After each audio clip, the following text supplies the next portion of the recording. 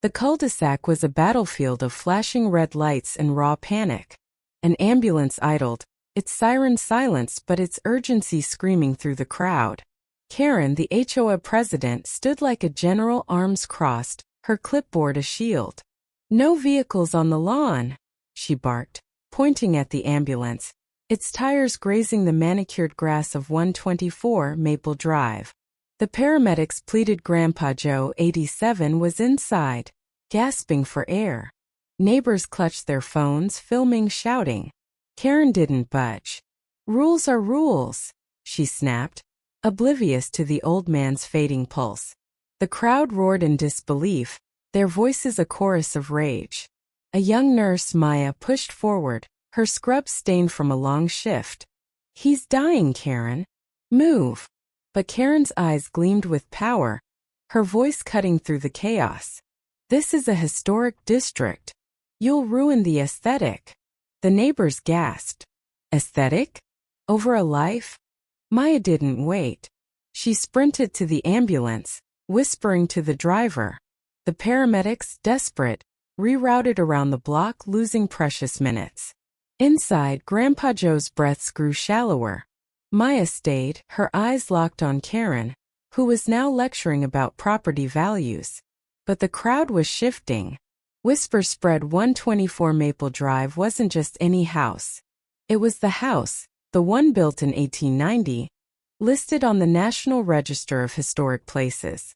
Karen, the self-proclaimed guardian of the neighborhood's prestige, had no idea. She'd moved in 6 months ago, wielding her HOA rulebook like a scepter, oblivious to the community's roots. The truth hit like a thunderclap. Her obsession with control was about to unravel. The confrontation escalated as dusk settled. Maya, fueled by fury, stepped forward. "You don't even know this street's history," she shouted. Karen scoffed, but a new voice cut through. An elderly woman, Mrs. Callahan, hobbling forward with a cane. The crowd parted. Mrs. Callahan, the neighborhood's unofficial historian, had lived here for 60 years.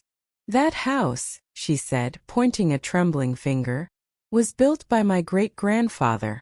It's protected. Your HOA fines for its unapproved paint color? Illegal." Gasps rippled. Karen's face twitched. Mrs. Callahan wasn't done. She pulled out a faded document, a historic preservation order, and read aloud. The HOA had no jurisdiction over 124 Maple Drive. Karen's clipboard slipped, her authority crumbling. The twist landed hard misses.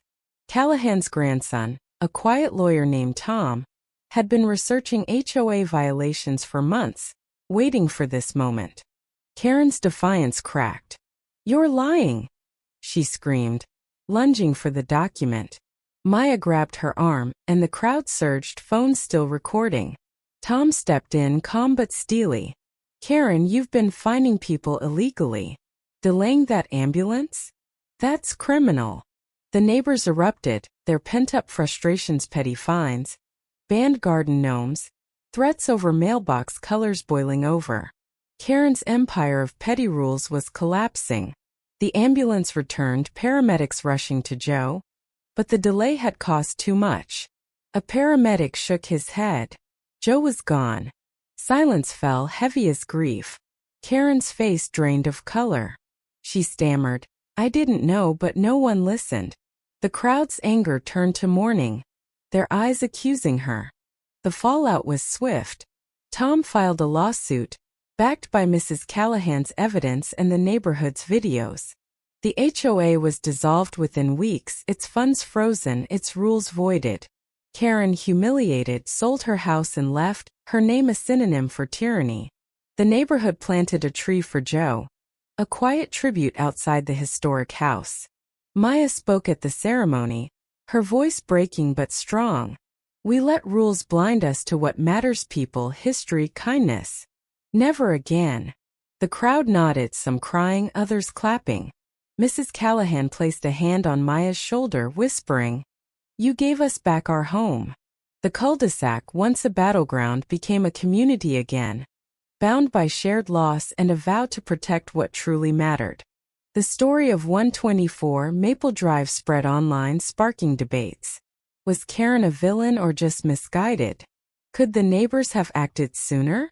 The historic house stood proud, its paint unchipped, a symbol of resilience. Readers, what do you think? Who was right, who was wrong? Share your thoughts.